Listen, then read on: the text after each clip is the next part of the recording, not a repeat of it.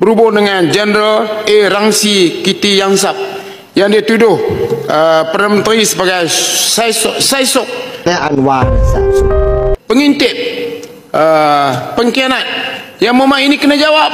Sebab apa? Saya akan pertahankan PMX habis-habisan di luar sana. Tapi kalau saya terdapat maklumat tentang perkara ini, benda ni serius. Hari ini baru disiarkan, iaitu PMX dituduh pengkhianat yang menyebabkan Thailand terjebak kepada ART Thailand dengan USA. Jadi itu sebab kami tanya soalan, seorang pun tak jawab, semua tak jawab. Jadi kita nak minta supaya kenyataan Rangsi Kiti Yangsap ini mesti diperjelaskan oleh kerajaan serta-merta, bahawa tuduhan itu mesti kita pertahankan. Rakyat Malaysia, yang bukan semualah sayang kepada PMX, yang rakyat Malaysia, kami walaupun kami diperhina, dizalimi, tapi kita akan pertahankan habis-habisan. Tapi bagilah fakta.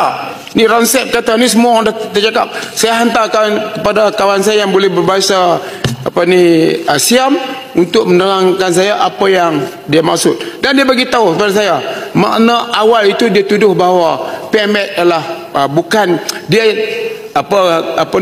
perjanjian yang dibuat itu adalah untuk menaikkan dirinya sebagai pengurusi ASEAN, tapi dia sebenarnya pengintip kepada US. Jadi Yang Hormat, ini adalah tuduhan yang cukup berat yang kerajaan harus jawab. Kalau Yang Hormat tak jawab betul, besok buat kenyataan bahawa Rangsi Kiti Yangsap ni apakah, ataupun nak saman ke, ataupun nak saman Bloomberg pun kata yang sama tentang perkara ini.